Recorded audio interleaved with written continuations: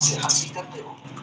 موسیٰ نے کہا کہ میں اللہ کی پناہ مانگتا ہوں کہ نادان نہ۔ انہوں نے کہا کہ اپنے پروردگار سے التجا کیجیے کہ وہ ہمیں یہ بتائے کہ وہ بیل کس طرح کا ہو۔ موسیٰ نے کہا پروردگار فرماتا ہے کہ وہ بیل نہ تو بوڑھا ہو اور نہ بچڑا بلکہ ان کے درمیان یعنی جوان ہو، سو جیسا تم کو حکم دیا گیا ہے ویسا کرو۔ انہوں نے کہا اپنے پروردگار سے درخواست کیجیے کہ ہم کو یہ بھی بتا دے کہ اس کا رنگ کیسا ہو۔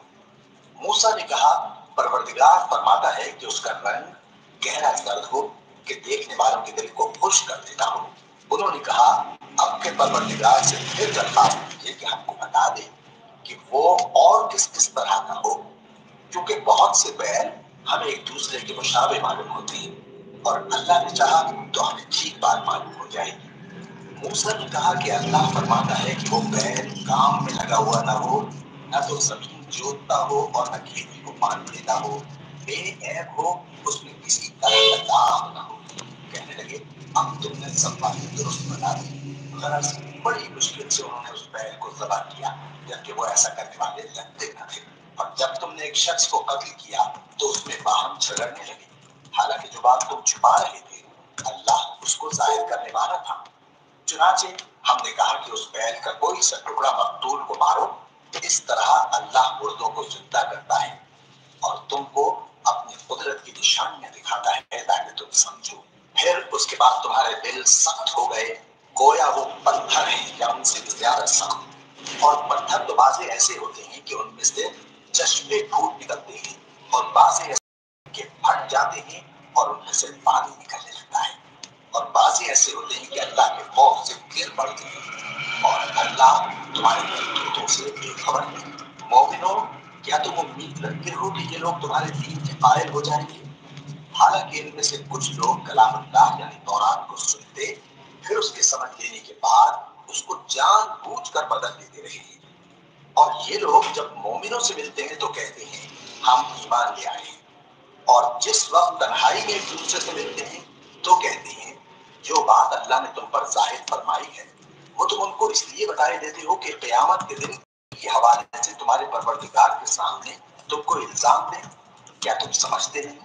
کیا یہ لوگ یہ نہیں جانتے کہ جو کچھ یہ چھپاتے اور جو کچھ ظاہر کرتے ہیں اللہ کو سب معلوم ہے؟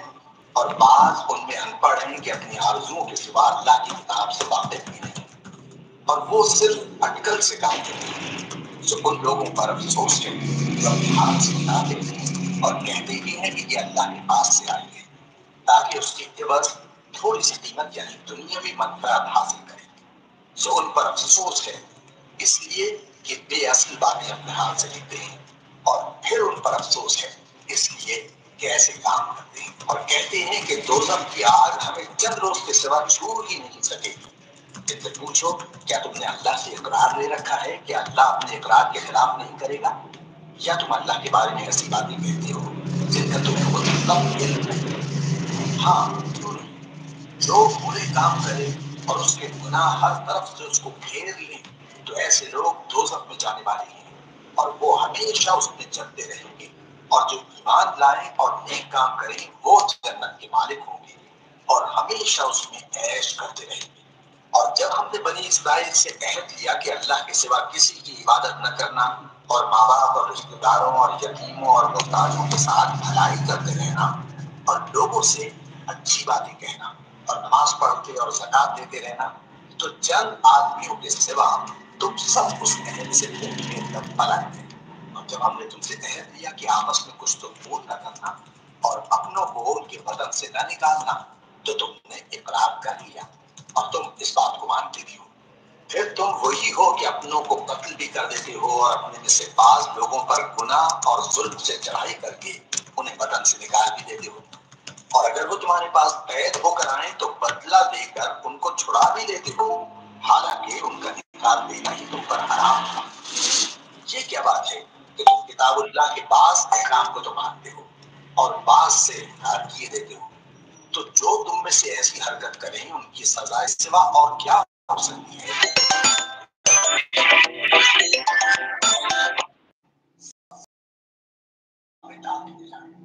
اور جو ان سے غافل نہیں. یہ وہ لوگ ہیں جنہوں نے آخرت کے بدلے دنیا